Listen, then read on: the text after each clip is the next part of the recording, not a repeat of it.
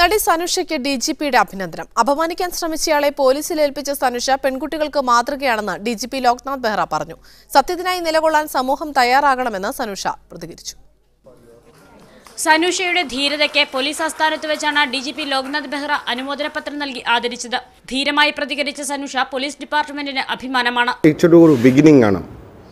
ഈ ബിഗിനിങ് പിന്നെ നമുക്ക് കുറച്ച് മുന്നിലേക്ക് കൊണ്ടുപോകണം. ഇവരുടെ വയസ്സുള്ള കുട്ടികൾക്ക് ഇൻസ്പയർ ചെയ്യാൻ വേണ്ടിയിട്ട് ഏതെങ്കിലും ഫോറമില്ലേ ഉപയോഗിച്ചിട്ട് അങ്ങനെ ഒരു ഇൻസ്പയർ ചെയ്യാൻ കാര്യങ്ങൾ ചെയ്യണം. സനുഷയ്ക്ക് പിന്തുണ നൽകിയ മാതാപിതാക്കളെയും ഡിജിപി അനുമോദിച്ചു. സനുഷയെ സഹായിക്കാൻ 2 പേർ മാത്രമേ ഉണ്ടായിരുന്നുള്ളൂ എന്നത് ഖേദകരമാണെന്നും ലോക്നാഥ് ബെഹ്റ പറഞ്ഞു.